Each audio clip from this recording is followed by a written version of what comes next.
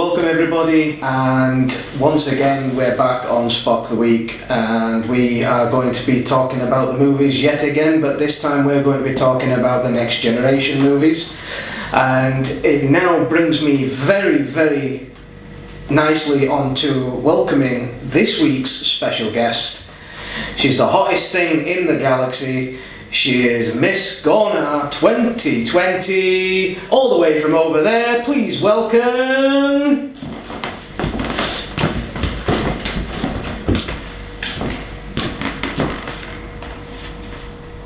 Where's the poses? The poses? Wow.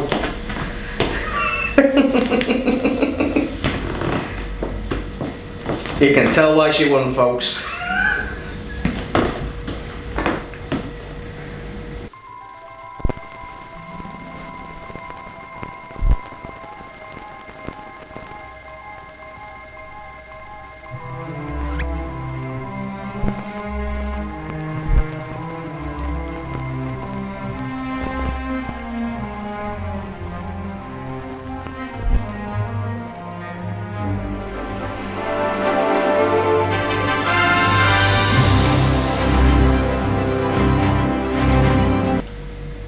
So guys, we're going to start off with Generations as our first venture into the Next Generation films. So, Greg and Sarah, Generations. Now I wanted to finish off on this one in the last episodes, but you guys argued me out of it. It is a TNG film. Why don't you start?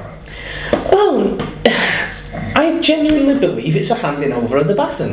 When Kirk, officially dies on this planet, and then you see the two captains, and it's them saying, don't ever, Kirk says to Picard, don't ever let them take you off the bridge of the Enterprise, that sort of passing of the advice, the passing of the verbal and physical baton. I think in the movie sense, I think we should have finished off on that one last time. But no, it finished in 6. They signed off as a team. They were together one last time for a big adventure. And then they finished and they were to report for the decommissioning, and then Spock says, screw it, no, off we pop. And they went away and they had the last big adventure. The problem I have with Generations, the story's actually great, but I feel Kirk is superfluous to the whole story. We didn't need him, and I think it would have been stronger without him, because that was a Picard story, and actually none of the rest of the crew are there, and it's the original series crew were together in 6, and that was the handover. At the very end he references the Next Generation taking over, and obviously there's more than that because we have Enterprise B, C, before we get to D, which is Picard's. So for me, that's a big issue, because he didn't need to be in it for that handover, and it would have been stronger for Picard to have got his way out of the Nexus under his own steam, rather than Kirk to the rescue yet again. Kirk had to come and save the galaxy one last time. Kirk had died, and that was that. And I think it should have been left as it was, and it was Picard that saved the universe this time. So let's get onto the merits of the film then. Let's get onto we'll put that to bed then. We'll leave that. I'll concede that point. Don't have to. That's just my opinion. Well, we've only got a short amount of time to talk about the film, so. What's your opinion? The Kirk stuff doesn't work for me, simply because they got such a brilliant send-off in 6, and that was it. Simple as that. They got a brilliant send-off in 6, and for various different reasons, be it commercial, the studio, whatever, they wanted this Kirk-Picard moment that was completely unnecessary. Yeah, but they had so many moments in the Next Generation series. They had Spock talking to Picard, there was a whole storyline around that, and they had a handover from McCoy who makes an appearance, and they'd had little touches like that. They kind of seemed to shoehorn Shatner into it because they felt like he had to have his place, and actually Picard was able to carry a movie on his own, as he proves doubtlessly in 8 and 9. He was strong enough, and I feel it's a little bit of an insult to his character and the actor to say, we need to put a bigger name in there. That's the problem I have with it. The storyline is brilliant though. I love it. I absolutely love it. This whole mad scientist trying to get back into the Nexus, dragging everybody with him. He doesn't really give a damn. He wants to reach that nirvana state again. I like the film. What I don't get about that particular point is how he has to get the Nexus to come to, because every ship that gets destroyed that goes near it will just fly into it. Because how do you think Kirk got into there? He was on a ship that got, he was on the bit of the Enterprise that got touched by the Nexus, and he ended up in the Nexus. So why all this rigmarole about destroying stars? And I mean, yeah, it makes a great movie, but it's a bit. He's trying to get it to change course, though. It was all about actually trying to get it to come around his way, because it was very unpredictable where it goes. So he's trying to control it. But like I say, that's just a small thing. I mean, it is my go-to film if I want to have a laugh. If I'm feeling a bit shitty and stuff like that, and I want to have something to cheer me up, I watch that film. And I watch that film when I'm in that mood, pure and simply for the one moment when the saucer section of the Enterprise crashes into the adjacent planet. Because nothing makes me smile more than Data saying "oh shit" as he cries into the. I mean, the use of the emotion chip in this film is just. Brent Spiner, brilliant. I think, to be honest with you, I know it's about Picard and it's about the and stuff like that. It's but I think Brent Spiner's character is a very close second to Picard's in this film. If only as a comedic contrast, but I watch it for Data. I like it as a whole, but I do watch it for Data. He's got good. I think there's quite a bit of a missed opportunity as well, though, because we are introduced to a little bit of Guinan's backstory as well. Yes, absolutely. And I almost wish that, as much as I absolutely love the scene on the Enterprise at the beginning where everything's coming on Tuesday, don't tell me Tuesday. I love that, but I actually wish could we have used that time to explore more of Guinan's past history and how because we see this little snippet of how she arrives, and I think actually cut all of that out. We don't need that old stalwart bringing this bigger mystery about Guinan, and could have been quite interesting to explore a bit more. It could have been a film on its own, to be honest. It still could be if you're watching. But yeah, something else we see in this film as well, the Duras sisters. I knew that would get you going there. Yeah, I mean, there's aspects of it. I mean, I think Generations has quite a lot of detractors. I don't think it's as bad as a lot of people make it out to be. I quite enjoy it. That's not to say that it's not flawed, because I do think it has some serious flaws. But one thing about Generations is when we go into First Contact in a few minutes, they didn't, at that time Star Trek was so big, they really didn't make too many compromises to the cinema audience in terms of getting them up to speed with over exposition in the films, and they brought a lot of things in, and the Duras sisters being one of the things that they brought in from the TV series, and they didn't really explain who they were in the film, so yeah, they did that. I mean, where I think the film is flawed is the Kirk stuff that we've mentioned already. I think the Nexus stuff, if you listen to Brannon Braga and Ronald D. Moore on the DVD commentary, they express their own regrets about the construction of the story and the Nexus, and part of it was to bring Kirk and Picard together, and they felt a lot of the Nexus stuff, not just Kirk and Picard, but they felt a lot of the Nexus stuff was very forced, very contrived, and I think that's where, I'm not that much of an expert in story that I can break it down to the level that they do, but I think that's where I feel that the story is not as strong as it could be. I mean, the film, it does have moments, the introducing Guinan in the movie as opposed to the TV series, but then not really covering her backstory, not really giving Soren's backstory apart from he lost his family. Very little backstory into Soren, what was driving Soren other than a factual element of his family background, and I think coming back to stuff that they didn't explain in the movie for the cinema audience, stuff like the emotion chip, which was going back to Dr. Soong and lore and all that, so I think it's a better film than a lot of the fans say. But it's not without its flaws. I think the Nexus stuff is a little bit too forced, and Kirk was unnecessary, and I think they did explore, again, not explaining to the cinema audience that maybe hadn't seen it, the fact that Picard's nephew and brother were killed in the fire in the vineyard. You know, if you've watched the TV series, if you've watched the episode Family, you know exactly who they're talking about. They never make any concession to the cinema audience, but that's a measure of how big Star Trek was in the 90s, that they felt they didn't need to do that transition or that explanation for the cinema audience. But yeah, overall, I'd give it a solid 6.5 out of 10. I think it did well to basically bring Trek to the movies, the next generation Trek to the movies for the fans, but without patronising or sort of being contrived about sort of over-explaining, because as a Trek fan you wouldn't want to go to a movie and sit through 20 minutes of explaining who Guinan is or who the Duras sisters is, because most of the people going to the films would know who that is already, which is good that they did. They could have done that. They could have gone through the whole backstory, but I think that would have spoiled it even further. I mean, for me, I'm saying just for Data's one line or Data's comedy, it's a definite solid 8 for me. I think. Don't know why we've started doing 8 out of 10 scores, but because that's just a minute ago. And I don't really have a score for it, because the more I watch it, the better it gets. But I just think it was a TNG film, should have been that from the start. Okay, I'll give you that. Well, if this thing is still recording, we'll see you back in a few minutes for the second Next Generation film.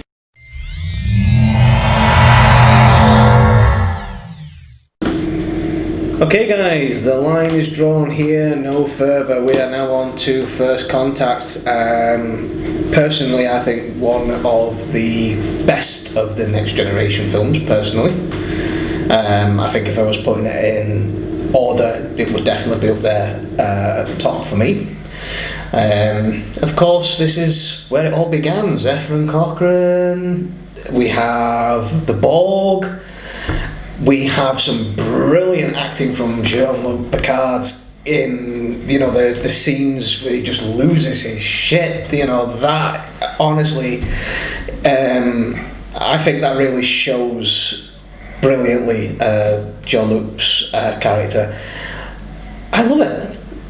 I love the film. I can't say a bad thing about it. I really cannot say a bad thing about it.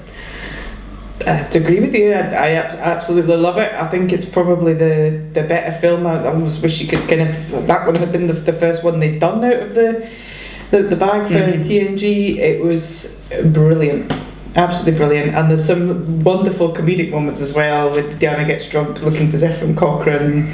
There's some very serious storylines, but there's also quite a bit of humour involved as well, and we explore a lot more of Data's emotion chip as well with the Borg Queen. So an absolute humdinger. Yeah, for me, right up there with The Wrath of Khan. Well, that's some high praise coming from Gregor there. Right up there. Obviously, it's Jonathan Frakes, who directed a number of episodes, as did a number of the cast. But let loose with the camera, or let loose with the script and the camera and production on a movie for the first time, and what a job he did it. Great script from Ronald D. Moore and Brannon Braga. Patrick Stewart's a producer, so he obviously had some creative input as well, but very much Jonathan Frakes and all the understanding and all the talent that he brought behind the camera to bring all those elements, all those people together and make it a great film. The first time I seen it, I didn't actually think it was that great. I watched it with my then girlfriend, not you. And she actually watched it with my then boyfriend, who was him. She didn't like it, so she's gone. Oh, I love it. She didn't like it, and then it wasn't until I saw it a number of years later that I actually saw it again. I thought, actually, yeah, that's a great movie. And as you alluded to, some of the acting from Patrick Stewart, particularly the scene with Alfred Woodard. So you have two acting heavyweights, and if you listen to the commentary and Jonathan Frakes talking to the commentary, that scene where Patrick Stewart does the line must be drawn here, took them 3 days to film that scene. Oh, okay. Just Alfred Woodard and Patrick Stewart just going at each other in that scene. So yeah, just fantastic stuff all round. And coming back to what I said earlier about making no apologies to the cinema audience for just the very opening scene. There's absolutely no hanging about. Within 5 minutes, we're at war with the Borg, and there's no explanation of who the Borg are. There's no explanation as to why Jean-Luc Picard has had this dream about the Borg. If you're a member of the cinema audience at that point and you've never seen Star Trek, you've no idea that he'd been assimilated, and it's just straight into it. And I guess if you'd never seen an episode of Star Trek: The Next Generation, never mind a Borg episode, when you're on the Enterprise in First Contact, and the scene where they're walking past the Borg and the Borg aren't interfering, you must be thinking to yourself, well, these are the worst baddies ever, because they can't run, they can't do anything, and they're not even attacking the good guys here when they're walking past them. But only if you're a Star Trek fan do you actually understand that. And the movie makes no attempt to explain, no serious attempt at all to explain any of that. And I think that's what makes it good all round, to be honest with you. I mean, I know it's like there's for me at least, if I go to see a film that I've never seen, if it might be a franchise I've never seen, if it looks good to me, and so it's, as long as it's entertaining, it has to be entertaining, and that's what I think it really is. I mean, one of my other personal favourite things about this film is the direct reference to Moby Dick, but also the sort of the story itself has a bit of Moby Dick-esque qualities to it, where Picard wants to take revenge against the Borg for what they did to him, and his anger and his pursuit of this revenge takes him to the point, and that's when we get that line. The line's drawn here. And if you've never thought about it that way, look at it that way. Look at it like Moby Dick, because that's what he did. He chased down that whale because it took his leg. He wanted revenge, and it consumed him. I think there's a bit more to it than that, though. There is. Because the point is, because there is Worf does suggest that they actually just abandon ship and they all go and hide out on Earth and live their lives, and they'll just hide away quietly somewhere. But Picard knows deep down, if they don't, the Borg will assimilate the entire world. They will assimilate Earth back in when the 30th century, aren't we? So that will happen. So it won't be safe for them, and he knows that. So he's trying to protect. And it is a bit of a moment where he calls Worf a coward and tells him to get off my bridge. And that's a kind of like, whoa! So no one calls Worf a coward, but it's true. If they didn't beat them there, he's right. The line had to be drawn. Otherwise, that Earth would have been assimilated. And that would have been the end of... There would be no federation whatsoever. So I think it's more than just revenge. I think that is a protecting humanity. Oh, yeah. There's elements, I mean, not taking that away from it, but the consumption of... I mean, instead of being pragmatic like a captain should be in this situation, you can see him, especially on the holodeck. I mean, the scene where he shoots the hell out of this Borg and is like, I think he's dead, Yeah. That's what I'm getting at, That's more Picard's PTSD, which they're touching on there, rather than his. So I think the big difference is that in the Wrath of Khan, that was just pure vengeance. He could have gone off. He had a ship. They could do anywhere they wanted to. They could have gone on a very happy life, but he wanted to track down Kirk to get revenge. Whereas Picard's is slightly different. He's not just going after them for the sake of going after them. He's going after them because he wants to save humanity. Right, so there's multiple, and that's the thing. There's multiple elements. I mean, I'm taking that from it, but not disregarding that, and vice versa. And that's the beautiful thing about what we're doing here is we're having opinions, we're having talks, and I'm right, you're wrong. I'm only kidding. But yeah, on a personal note as well, we also see Ethan Phillips in the film, and I believe he's uncredited in this. I don't think he actually is credited in the film. And we do, of course, see the EMH. EMH. Yes, as well. Yeah, so we get to suggesting an analgesic cream. And Barclay. was in it. So yeah, there's it's about the closest Voyager ever got to a film. I reckon they should make one. Well, they should have done. I would love it if they had done. I would absolutely love it. I think they should have done. And DS9 as well, actually. I mean, Year of Hell could have been an absolutely amazing film if they'd have done that as a film instead of. But anyway, we're digressing here, folks. Anything else on First Contact?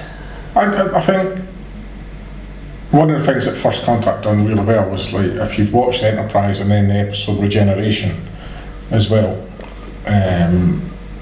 First Contact went back to, it used Star Trek lore to create a film, and then subsequently there's this fantastic episode of Enterprise. I think it's season 2 in our Enterprise season 2, where I love Enterprise. Season 1 and season 2 wasn't the greatest, but there's a fantastic episode called Regeneration, which links directly into First Contact, and it's a great episode. Yeah. And that's just, one of the things that makes Star Trek great, when it's able to, it's self-seeding, isn't it? Cross the centuries, and have great storytelling. That's when it's at its best. Yeah, definitely agree with you on that one. And I mean, what else can we say about the film? I mean, it's just, like I say, it is. I mean, there is one thing though, if we've got time for it. One of the most, there is a niggle that gets me every time with this film. The scene when they're on the deflector dish and they're working to detach it. Now, these things bug me because I can't remember exactly which one of them it was, but there's one of them when they move that mag lock, and it opens the scene and the mag log's in one position. He moves it. You cut back to his face or to the scene, and then you go back to the mag log, and it's in the other. It's in a completely different position.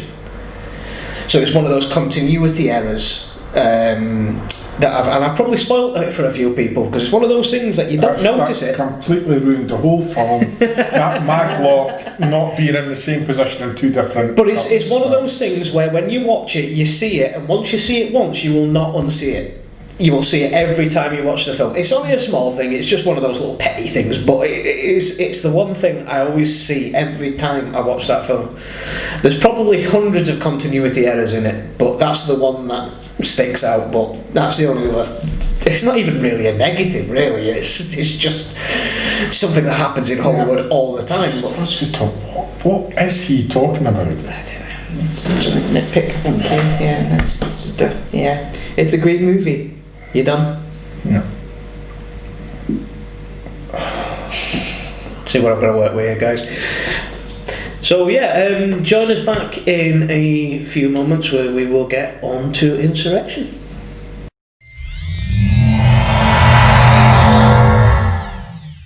Sarah, would you like to introduce this segment for us, please?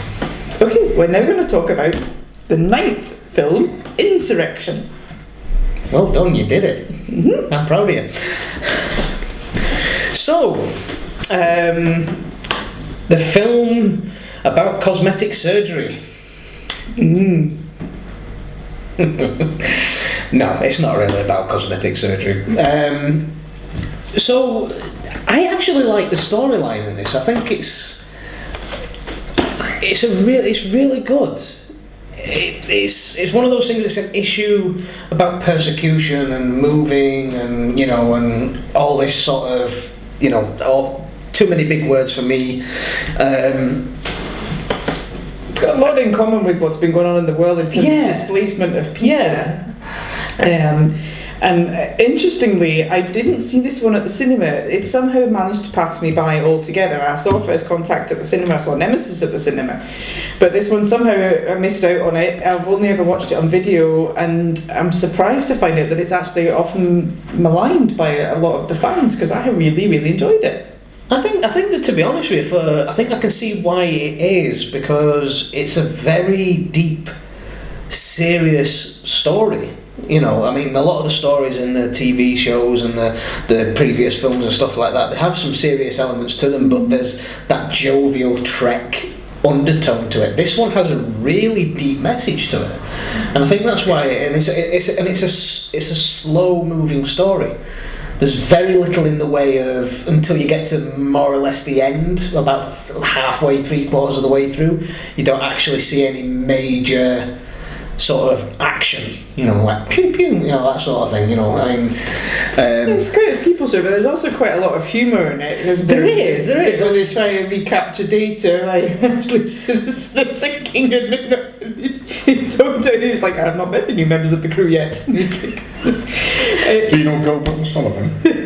I'm sorry, Captain, I haven't met all the new members of the crew yet. Have you noticed how your breasts are getting firmer? Oh, smooth as an android's bum. Mr. Worf, have you been fighting? It is the gorge. No. There's some have you Klingon acne. Definitely feeling aggressive tendencies, sir. And I'm always the one where they decide that, because obviously Picard basically, he actually, I mean, we have discussed before, Picard has actually he has broken the Prime Directive on occasions, but this one he actually commits treason against Starfleet, and they all join him.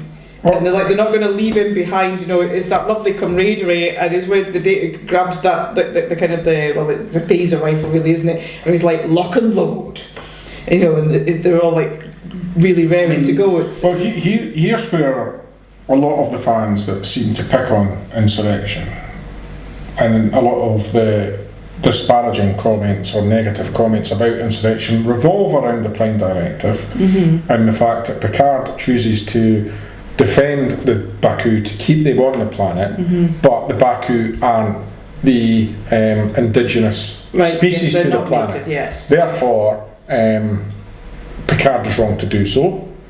Starfleet are right, and the benefits that the planet can bring with its radiation and its healing properties and all this Fountain of Youth storyline, which is at the heart of the story. And the benefit it can bring to the billions of people make it worth it. Now, I think it's way more nuanced than that in this particular case. I've never heard any other fan bring this up. The fact that the Baku have been there for hundreds of years before Starfleet even had a Prime Directive means, where does the Prime Directive sit in that argument? It's a good point, actually, yeah. And you combine that with the season 6 episode of The Next Generation called The Last Journey, I believe, where it's not a particularly great episode. It's the one where the Traveller takes Wesley away for the final time. Yes! And that's the Cardassians doing the exact same thing that's happened to the Baku. Well, it's not the Cardassians, it's basically Starfleet at the behest of the Cardassians instructing Jean-Luc Picard to remove these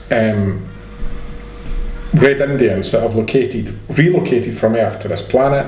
This planet finds itself at the edge of the disputed Cardassian zone, and Starfleet has decided to surrender that planet, and Picard's sent there, or the Enterprise is sent there under Picard's command to forcibly remove these people. And then Picard actually carries out that order, ultimately in the end, with some bloodshed because the Cardassians come down. And before that, you find out that Picard's ancestor has actually been involved in forcibly removing Red Indians in North America in the 18th or 19th century. And I think that has to all play a part in Picard's thinking when he gets there to the Baku. And there's the fantastic, I think it's right up there with the line must be drawn here speech, when he's talking to, I can't remember the character's name, it's Anthony Zerbe, Admiral Dougherty, thank you. How many does it take? No, how many people does it take before it comes wrong? And it's a very poignant speech, yeah. That's why I will publicly, and this is the first time I've had to publicly defend it in front of 4 people. Who might be fans anyway. Who might be also love it. 3 of them are here. That's why I will always defend Insurrection, and I don't accept there's a lot of fans' argument on the Prime Directive, because it's way more nuanced than that.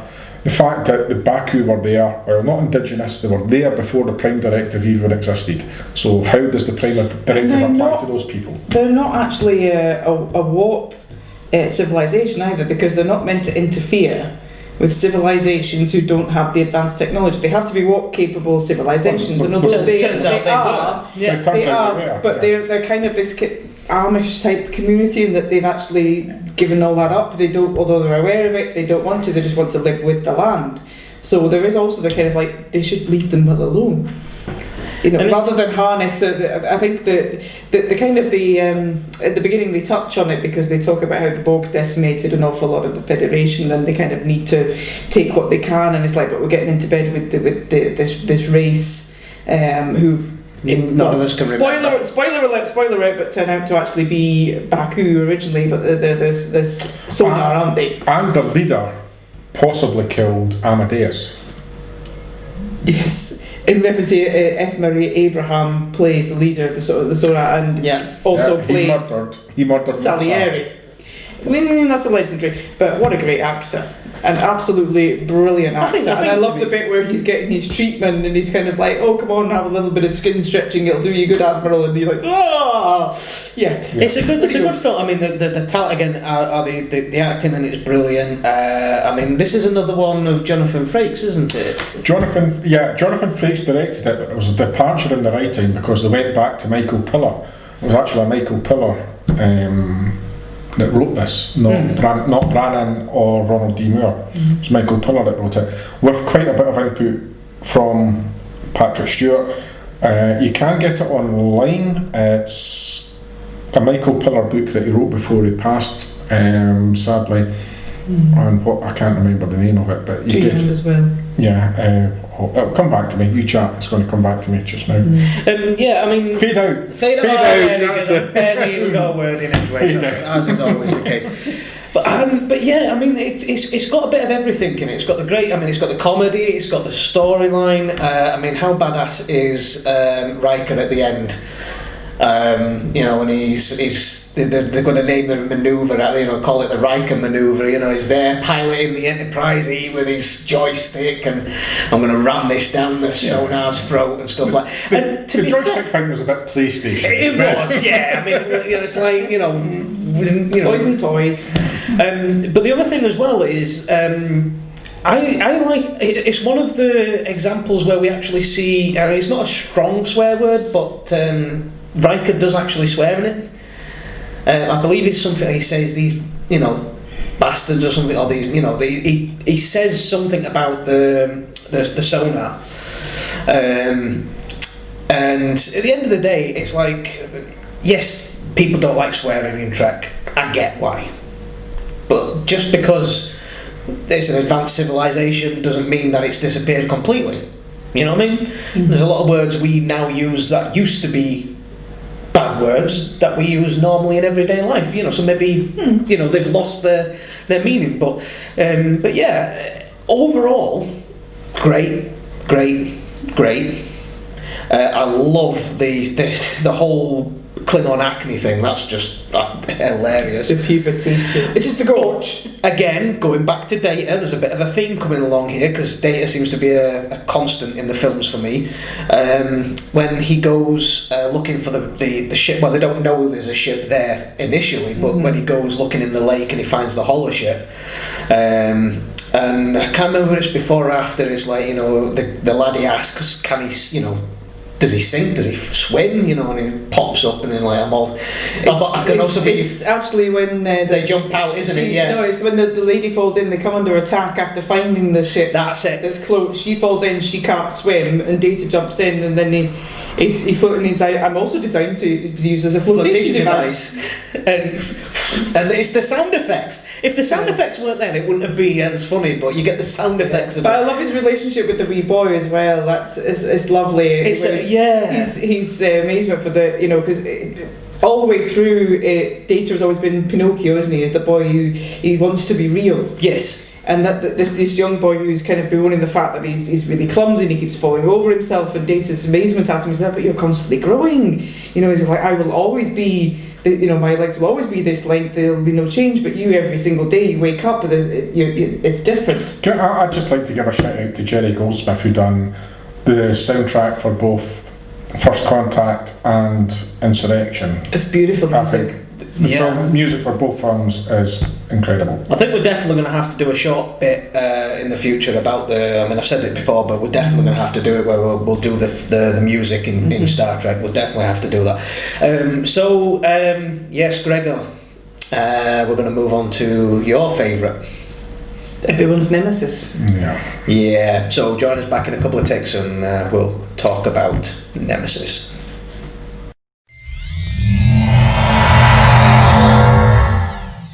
Oh, nice of you to join us, Gregor. Thank you. He's thinking of leaving. Yeah, if you're looking for anyone else, I'm around. Well, you've already hijacked us so far, so might as well. Are we doing Nemesis or what? You do Nemesis if you want. So Okay. what you do in your spare time is up to you. So what we're doing is we're now on Star Trek Nemesis. So can we take a moment to remember Star Trek: The Next Generation?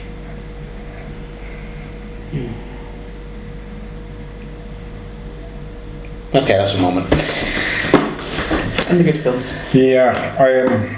Oh God, I think it gets slated too much. Come on, I mean, yes, there's a lot of things wrong with it, but I think it gets slated a little too much. It's awful.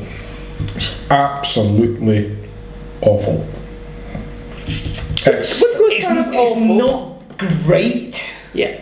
We actually watched this one together at the movies. We saw this down at Ocean Terminal, actually, didn't we? It was actually the first one I actually seen in the movies ever, because all the other ones I've seen on video. That is unfortunate. I think the first one I saw at the movie was 4, which is awesome. But yeah, we saw it at Ocean Terminal, and we came away kind of underwhelmed, I think, didn't we? It was okay, but it hadn't lived up to previous expectations. And the real measure of it is that, like with Generations, that the first time I saw it, I wasn't happy about certain aspects of it. I've watched it again since then, and actually it's not as bad as I remember. I've actually quite enjoyed certain elements of it. And then there's others like Wrath of Khan I will watch over and over again, and First Contact and Insurrection I will watch over and over again. They just get better. But see, when I watch Nemesis again, I just see more that's not quite right with it. There's some lovely moments, and I think one of the biggest travesties of Nemesis is that a lot of the really good content was actually deleted.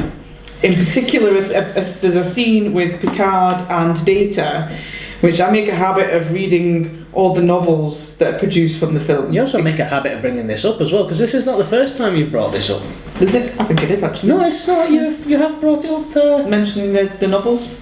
No, the scene that you're about to explain to us. Right, okay. So the scene exists in the book that accompanies the film Nemesis. There is a deleted scene which involves Data and Picard, and it talks about family and what family means, and the fact that you don't actually have to be related to be family. And Picard refers to the fact that he thinks of Deanna and Riker as being members of his family, and he thinks of Data as being part of his family as well, despite none of them being related by blood. And they chop that scene out. If you get a hold of the copy of the DVD, it will be in the extras and you can watch it. And I just, for the life of me, can't understand why anybody would dump that, because it means everything when you get to the very end, which, big spoiler alert, Data gets killed off. What? That scene means so much more. And the other problem is, which is somewhere where I'll go, where books are better than films sometimes, because if you read the book, and I know you'll be like, nah, it actually goes into what Data's thinking the moment when he beams aboard to switch places with Picard to save his life. And in the book it references the fact that Data's last thoughts are, will they miss me? Which is so poignant, and you can't get that across on film because it's going to be too obvious if he says it out loud. You can't do a thinking in his head, and I think the movie just doesn't manage to bring that to the screen, that whole emotion of him wondering, you know, they're my family, will they miss me when I'm gone? Because he knows what he's doing, and he's doing it because they're so important to him. He wants to save Picard, and then his last thoughts, that as he basically blows up, sorry people, but Data blows up, and that's him, is will my family miss me? And it's beautifully moving. They just don't get it. They just don't bring that to the screen, and I think part of that is the deleted scene, which we don't get to see at the movie, and the fact that you can't put that kind of stuff on the screen. So I do think it it misses the mark in so many places. Not to mention the fact that I'm not really sure who cast Tom Hardy. Brilliant actor. I mean, this was a launch pad for him. He was amazing. Oh, I mean, look where he is now. But who had got their prescription mixed up? They thought he looked like a young Patrick Stewart because it's not really working. They even try and explain it away. It's like, yeah, the cloning didn't quite go right, and I don't quite look like you. And you're like, nah, you don't, pal. You don't look anything like him. So the whole kind of storyline is a wee bit kind of like it's just. The thing is with that though is that he's not at that. Is it that still at that adolescent stage of the so. But that's when he cut his hair. And he's so it just doesn't work. And I know James McAvoy has come out recently and said he wants to play a young Picard in a new spin-off series, and because he has played Patrick Stewart's character, Xavier. Yeah, he can do a good. So it's conceivable. I think Tom Hardy's a brilliant actor. I just don't think he was cast correctly in that film. I don't think the story quite worked. I think the ending was a bit anticlimactic. I mean, it's just like you had this dramatic scene, and then all you have is Shinzon and that god awful clack. I mean, yes, I'm going to build a massive, great big super weapon that destroys planets, and I'm going to give it a 25-minute countdown. Yeah, why would? And I don't understand where. I mean, I know the whole B4 thing, but that was a dead-end storyline. That whole driving around in the moon buggy at the beginning in the desert. What was that all about? Seriously, what the actual fuck was that about? I didn't get it.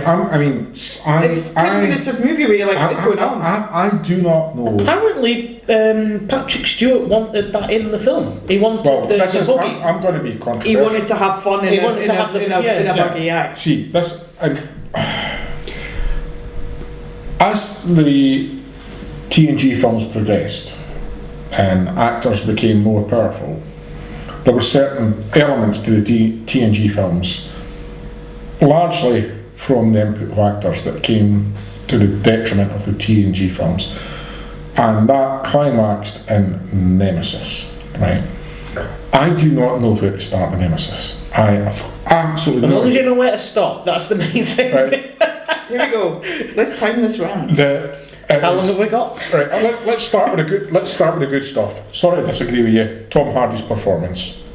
I think his performance is fantastic. I just don't think he was the right cast member. I think we can all agree that his performance was exemplary. And he has gone on to some exemplary performances. That was his launch pad, and it's fantastic. It's just he does not look like a young Picard. Right. That wasn't right. Let's get the Picard and the data stuff out the way very early in this rant. Excuse me. I think we're going to need another 10 minutes for this one. So, one of the things with Picard that we've seen in the films versus the TV series, we went from thoughtful Picard to die-hard Picard as the series went on. In First Contact, the original script had Jean-Luc Picard on the planet building the Phoenix, and Patrick Stewart said, "Why am I not on the bridge of my ship?" So they altered the script so that Patrick Stewart was back on the Enterprise, fighting the Borg. He certainly, if you come back to read Fade Out, the Michael Piller book about the making of Insurrection, much of that was changed at Patrick Stewart's request. Okay. Well, one of the other things that the Next Generation films did was that they became the Jean-Luc Picard data show. And that reached its pinnacle in Nemesis. I can't remember who wrote the screenplay for Nemesis. His name's escaped me. I think his name is something Nolan. Doesn't matter. The story was a Rick Berman and Brent Spiner story, and Brent had been lobbying for years to get killed off. And the only reason he was killed off was because Brent wanted him killed off. Isn't that usually the case? That was the only reason he was wanted. Happened in Star Trek 2, Spock wanted to... That's why I don't understand what E4 was about unless you were going to do some kind of reverse swap, and they didn't. But this is what I'm saying, it became the Picard and Data show. And you tell me in First Contact and Insurrection and Nemesis, how big a role did Riker have? Well, actually, he had a fairly big role. In Insurrection, he gets sent away from the planet to go and rescue, to go and contact Starfleet. He has one space battle, and then that's it. Yeah, but it's one hell of a space battle, let's be honest. Anyway, we talked about that. Yeah. You know, and Nemesis. And Nemesis, it's like, if you, and there's lots of stuff on YouTube, and we've seen Marina at conventions, and if you mention the director's name, Stuart Baird, to her, she spits absolute feathers. She's not a fan of the mind rape scene. She's not a fan of the mind rape scene. She's not a fan of the director's approach to the actor. She's not a fan of the director's approach to the story. She's not a fan of the director's approach to the characterisation in the film. And I have to agree with her absolutely 100%. There is a redeeming feature though. Let's have a positive, because it does open with the wedding. Yes, for the first time Riker ever, and they Troy. managed to keep Wesley Crusher quiet. But how lovely is that wedding, and Data singing, and then I do love that. I do love that moment. It starts off so well with that, because actually that's a lovely scene, and then we go off into Blue Skies. Blue Skies. Never saw the sun shining so bright. And I just love Worf's reaction, and you're thinking like, okay, this is going good, and then it does go downhill, unfortunately. And we finally get to see them married, because I mean, God, those two people were made for each other. So there is one good thing that came out of it. Riker and Troy did get married finally. Yes, as they should have done. But yeah, the rest, I just don't buy the clone story. I don't buy B4. B4 was a complete dead end of a story, because there was like, when you see Data blow up and you're thinking, okay, they're going to have switched it. It's B4, or he's downloaded himself into B4 so that he still lives, and it's like, no, none of that happened. I think we could. It doesn't make. I thought it was going to be another Star Trek 2. He's downloaded the capture. Down. It didn't happen. So what was the point in B4? I think, to be honest with you guys, this is definitely one of the ones we can revisit, because I mean, we could do a whole show of him just ranting about Nemesis. I mean, but we are a positive podcast, so just try watch and the keep that deleted to. scene. Yes. Thank you guys for lasting all the way through this, and if more than one of you has, I would be very much surprised. And Gregor, when you're done, please turn the TV off. So guys, thank you, like I say, for watching once again. We do really appreciate you coming along and sharing these moments with us. As always, for those of you watching on YouTube, we will have the Twitter handles displayed around the screen for you to look at, and if you so wish, please do follow us. Myself at Albert Android, Gregor at Crabbit Ginger, and if you just want to follow the podcast in general, at Spock Week. And also you can get us on Instagram as well, myself and Gregor, with the same handle. So thank you for coming, Gregor, Sarah, brilliant as always. I'm going to have to try and get another avatar for you, because that's 3 shows you've hijacked so far. Makes me wonder, if you want on the show, if you want to, just ask. You just keep turning up. She just keeps turning up, and you invade my property. I was invited. You take over my dining table. I was invited. You drink my water. I am the director. What else am I going to do? And the Yorkshire tea. You've had tea bags. You've had multiple tea bags. I asked him to reuse them, and he wouldn't. Actual tea bags, by the way, not just. Sorry, what? We'll explain to you later. But tea bags? I think he's doing a teabagging reference. Teabagging? You really don't know, do you? Sorry, what? Gregor will show you later. Right, guys. It's a goodbye from me, and it's a goodbye from them. Please don't sue us, BBC. Bye. Live long and prosper. And prosper.